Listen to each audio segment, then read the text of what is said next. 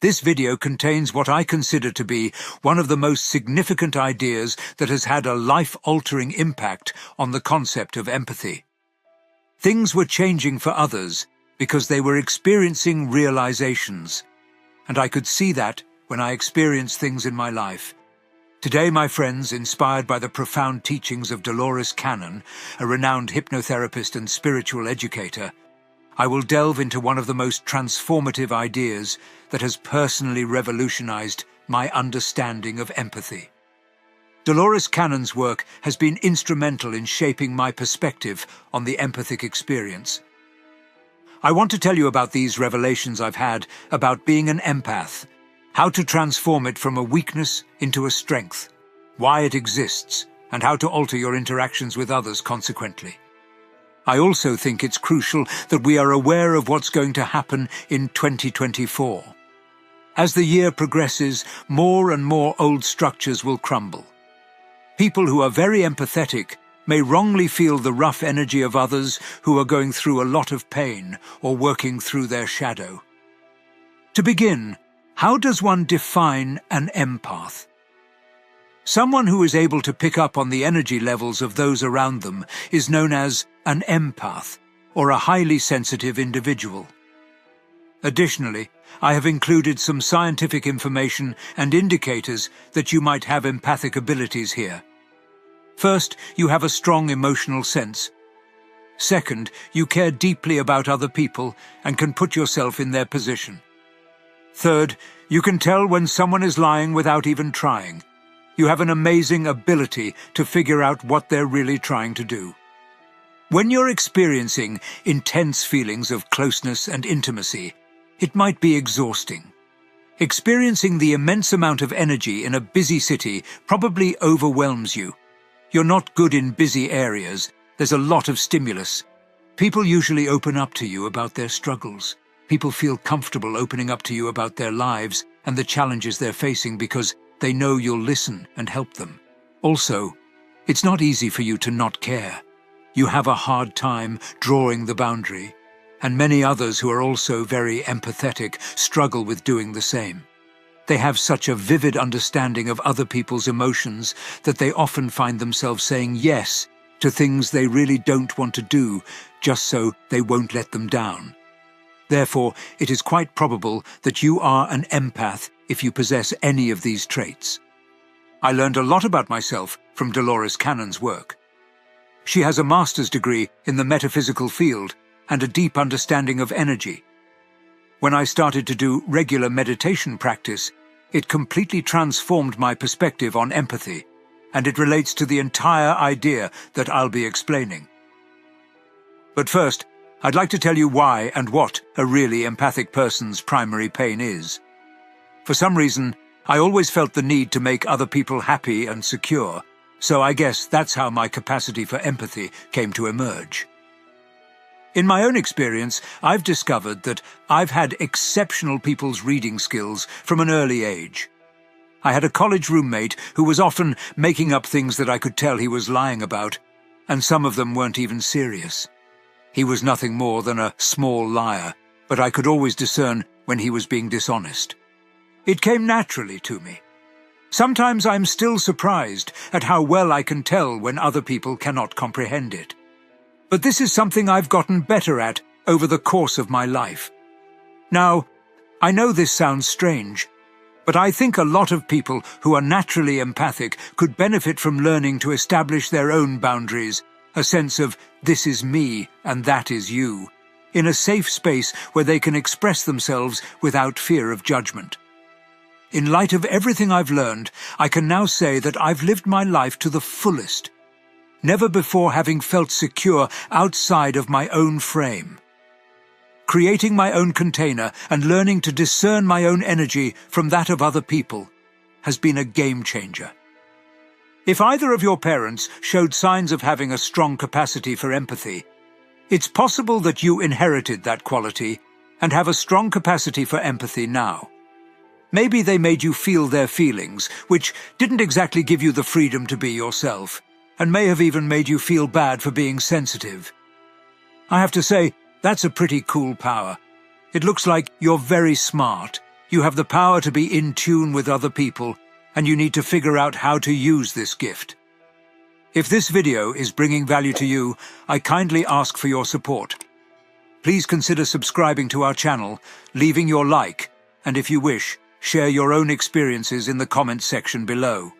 So, to find out, let's examine this energy dynamic. This is a description of the most transformative meditation that, in my opinion, you will never forget. To start, this is the narcissism empathy scale. One extreme is narcissism. A narcissist would say, me, bring to me what I want. They have self-centered behavior around the ego. On the flip side, there's empathy. When someone is exceptionally attuned to your every emotion, they may also develop a tendency to be someone who likes to please others. It's like adjusting to the natural world. It's as if the narcissist is tuning into themselves while the empath is tuning into the other person. The key distinction is that an empath is always looking outward and constantly tuned in and experiencing the world around them. Later on, they'll be able to tune into other people and show extreme sensitivity. This is when things get wild. The narcissist truly has something to teach the empath. When a narcissist puts themselves first, they put other people last, which is a destructive way of looking at self-pleasing. Finding one's own needs met and learning to distinguish between you and me are two skills that might help an empath prioritize helping others. The crux of the matter is that an empath's ability to tune into other people's emotions and experiences is a learned behavior that served them well during their formative years. However, they can start by recognizing the difference. Also, I know there are a lot of spiritual folks watching this who are probably thinking, "You want me to feel distinct from other people?" That's the opposite.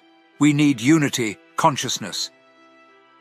Prioritizing love and connection should be our sole priority. Assuming you are an empath, you have accomplished that already. Paying close attention to your uniqueness is actually the most important thing here. Let me tell you, just like you, I meditate daily for 5 minutes. This is the first thing in the morning and again before bed. Or at least 10 minutes in the morning and again before bed, but usually I recommend at least 5. And here's what you have to do. Look directly at the flame of a candle that's at least a foot away. Focus on the flame of this candle. My method is to just observe my thoughts. I don't try to control them. When I fixate on a single spot, both my eyes and my thoughts are glued to that spot. This is the turning point here. Join me in taking a single deep breath as we focus on the in-breath while we conduct this exercise.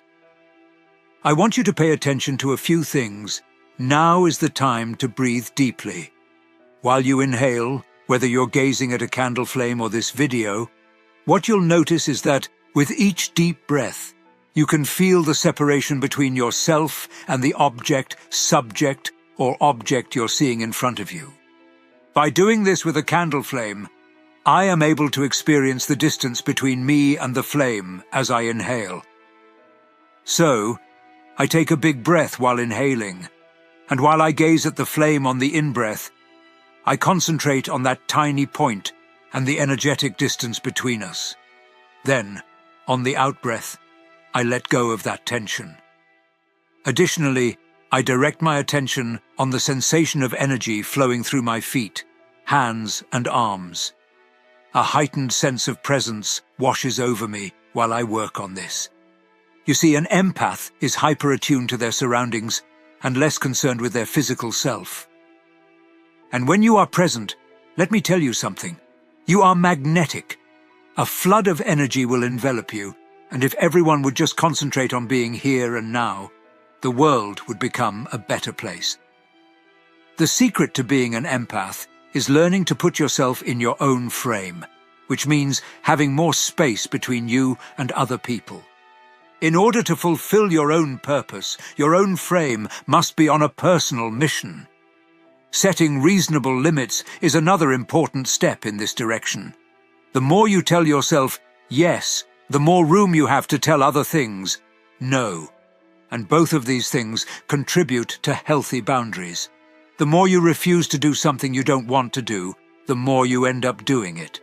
For example, if someone asks you to go to a noisy party but you're not into it, saying yes will just get you there, where you won't have fun. It's a lose-lose game all the way around. Instead, you can do what you want to do, and you start to feel better about yourself. So, what I've just shared with you encapsulates a profound realization I've personally experienced as an empath. The journey of cultivating this awareness within has been transformative, leading to a magnetic energy that naturally attracts positivity into my life. Tuning into my own energy has provided a sense of stability, allowing me to navigate life on my own terms. By refraining from shouldering the responsibilities of others, I've gained the ability to discern and define the energetic boundaries that exist between each individual. This process, inspired by the teachings of Dolores Cannon, has become one of the most potent aspects that has significantly impacted my life and probably will impact yours too. If you're still with me, I wish you a wonderful journey ahead, and may blessings accompany your beautiful day. Thank you.